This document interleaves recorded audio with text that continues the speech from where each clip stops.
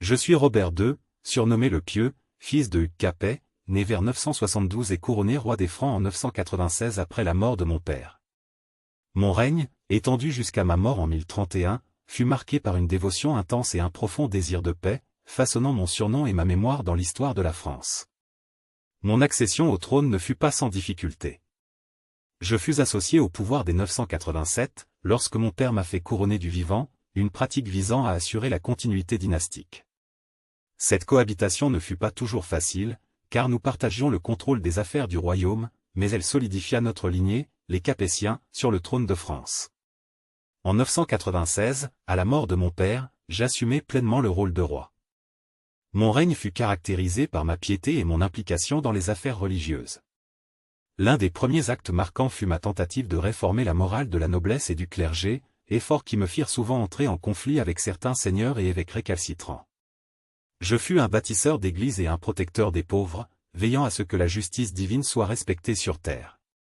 Ma vie personnelle fut également tumultueuse, en particulier ma relation avec mes épouses. Mon premier mariage avec Rosala, veuve du comte d'Anjou, fut annulé pour des raisons politiques. Ensuite, j'épousai Berthe de Bourgogne, mais ce mariage fut contesté par l'Église, me plongeant dans un conflit avec le pape Grégoire V qui aboutit à l'excommunication du royaume.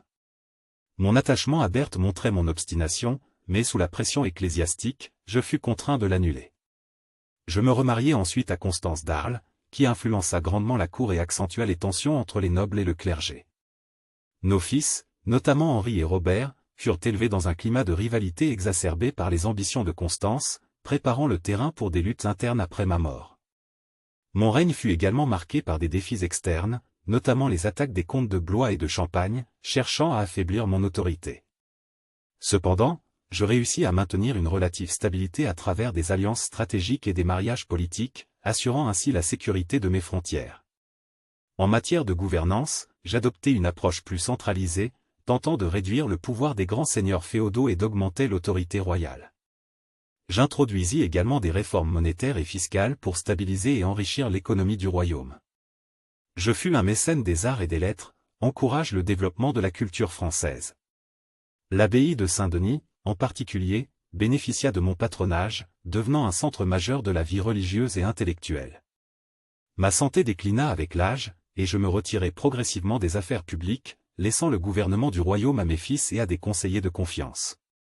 Je mourus en 1031, et mon fils aîné Henri prit ma succession.